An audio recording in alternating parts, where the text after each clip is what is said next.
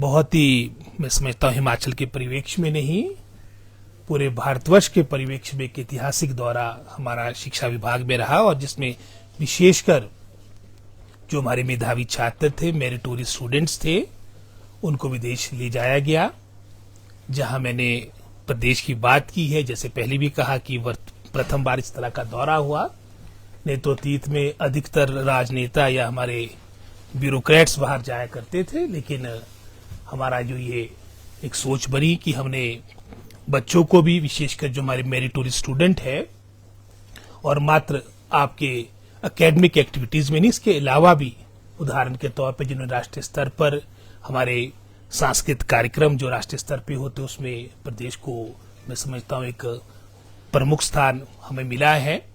साथ ही साथ आपके खेलों में भी मैं समझता हूँ, जहां पर हमारे बच्चों ने अच्छा प्रदर्शन किया राष्ट्रीय स्तर पर, लगभग कोई 50 के आसपास हमारे बच्चे, जिसमें अधिकतर लगभग कोई 39 हमारी गर्ल्स थी और 11 हमारे उसमें लड़के थे। इन सब का कार्यक्रम हमारे 2 देशों में, कंबोडिया, जिसमें एक सोच बनाई थी, क्योंकि कंबोडिया का भी एक बड़ा पुराना इतिहास हमारे भारतवर्ष से जुड़ा है।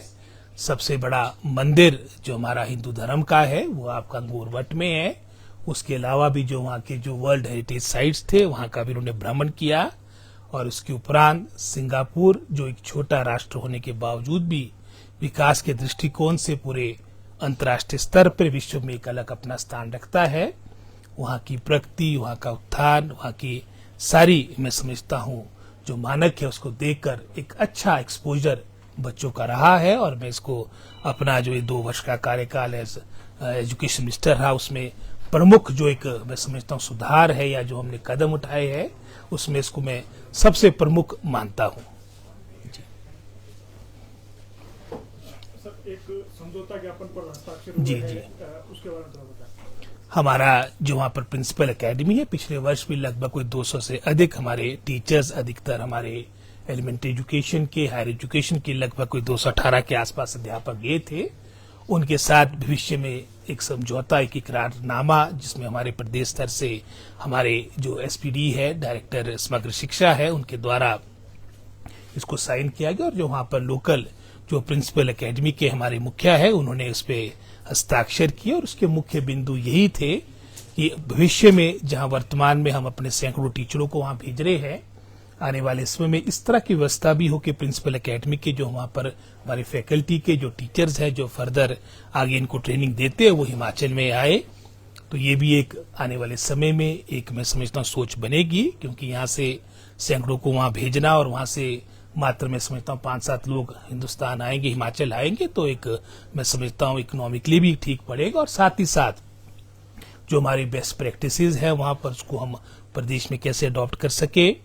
और जो ट्रेनिंग प्रोग्राम्स में हमारे, चाहे समग्र शिक्षा की बात हो, प्रदेश सरकार की बात हो, चाहे गवर्नमेंट ऑफ इंडिया की योजना से भी जो प्रदेश सरकार को योजनाएं आती है, ट्रेनिंग का जो कंपोनेंट है उसको और किस तरह से बेहतर किया जा सके, उसको रिस्ट्रक्चर करने की भी बात कही गई है। और इन सभी बातों को लेकर मैं समझता हूँ हमारा ये एमओयू हुआ, और उसका कोई प्रदेश सरकार पर, हमारे पर कोई आर्थिक वहन नहीं पड़ेगा, ये हमने उसमें स्पष्ट किया है। सर, स्कूलों का दौरा किया आप लोगों ने, वहाँ जी, क्या चेंजेस आपको लगी यहाँ और वहाँ में, किस चीजों को लेकर अंतर लगा? अंतर तो बहुत है। लगभग संख्या वहाँ पर, अगर आप जनसंख्या की बात करेंगे, लगभग कोई 60 लाख के आसपास है। और उसके अलावा जो वहाँ पर बाहर से लोग आते, क्योंकि जो ज्वाइनिंग कंट्रीज है, मलेशिया है, इंडोनेशिया है, वहाँ पर जो काम करने आते हो, चलो एक अलग पॉपुलेशन, जो लोकल वहाँ की पॉपुलेशन लगभग 60 लाख के आसपास है।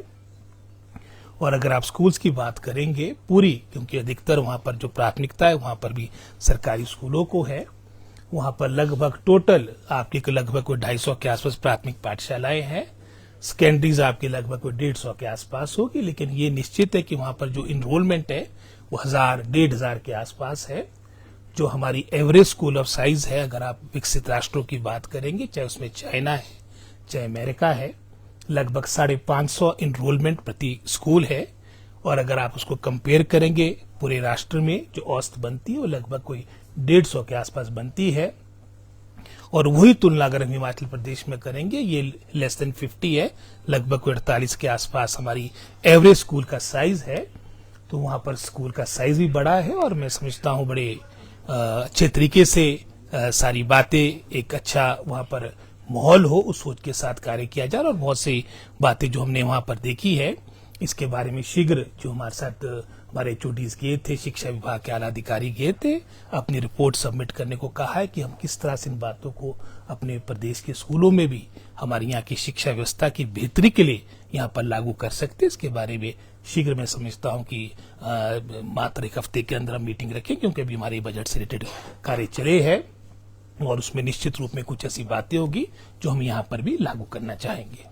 SMC शिक्षक सर हड़ताल पर जाने की बात कर रहे हैं, क्यों सरकार उनकी नाराजगी दूर नहीं कर पा रही? नहीं, नाराजगी क्यों नहीं दूर कर रहे? हमने तो उसमें जो संशोधन किया है RNP रूल्स में, उसी सोच के साथ किया है। और अब थोड़ा धैर्य और मैं समझता हूँ पेशेंस की आवश्यकता है, क्योंकि अब इस धैर्य और पेशेंस का अब मैं समझता हूँ इसका जो एक तरह से उसका अमृत है वो मिलने वाला है। और शीघ्र हमारी ये लोकल डायरेक्ट रिक्रूटमेंट के माध्यम से ये नियुक्तियां प्रारंभ होगी। सर स्कूलों में बैग फ्री डे शुरू करने जा रहे हैं, कब से सर शुरू हो जाएगा? क्या अभी आपने देखा होगा काफी डिटेल से हमारी सोच यही है कि हमारे वर्किंग डेज, हमारे जो एकेडमिक डेज है वो बच्चों के बढ़े। और इस सोच के साथ अभी आपने देखा होगा हमारा कैलेंडर भी आया है और इसको इस शैक्षिक सत्र में हम लागू करेंगे। सर ये जो SMC का मसला है, क्योंकि 21 फरवरी से कह रहे हैं कि वो निश्चितकालीन हड़ताल पे चले जाएंगे जी। अभी पेपर का टाइम है, जैसे ही आपको मालूम है, तो क्या कोई बातचीत भी हुई आपकी या उनको बुलाएंगे? नहीं, ताकि पीछे मेरे पास आए थे, मेरे इस डूअर से पहले मेरे पास आए, तो मैंने आश्वासन दिया था कि हम इसमें लगे हैं और